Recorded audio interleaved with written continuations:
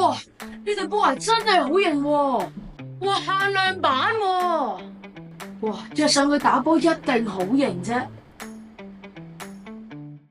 唉，3000蚊喎，我邊得嚟咁多錢去買啊？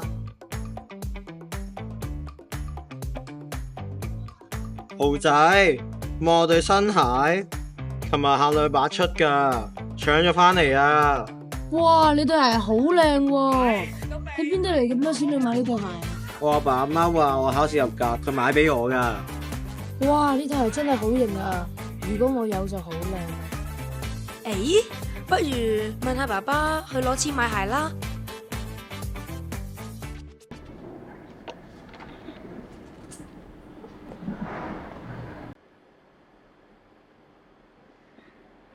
老豆，我想買對波鞋，3000蚊，可唔可以借啲錢俾我？3000蚊太貴啦，豪仔，買鞋唔係問題啊，但係你要學識用自己嘅錢去買，唔可以伸手就問人要噶嘛。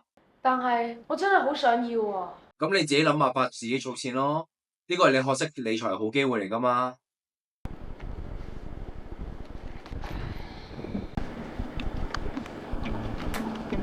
儲錢啫，有幾難啊？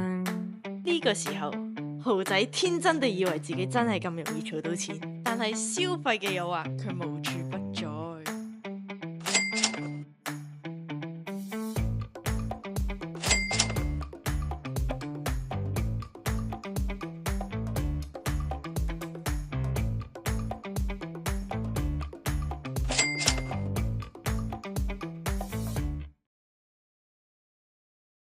點解咁難儲㗎？我明明咁努力。豪仔，錢咧係要儲落嚟噶。呢個咧係一個預算表啦，入邊有收入同埋有支出，咁你可以睇完分清楚邊一啲係你想要嘅，邊啲係你需要嘅。好啦，我試下啦。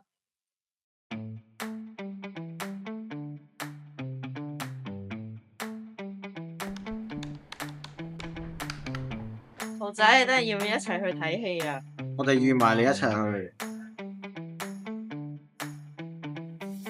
唔啦，下次先啦，我有嘢做啊。好啊。唉，雖然呢對鞋有折扣，但係呢隻都唔係我中意嘅類型嚟嘅。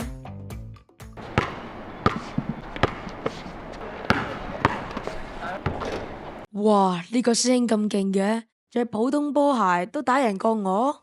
或者波鞋唔係最重要，真正重要嘅係我嘅努力啊！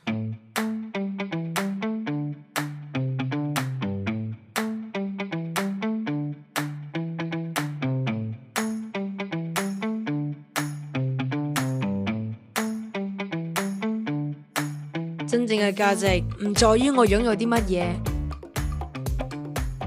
而係我為咗目標付出咗啲乜嘢。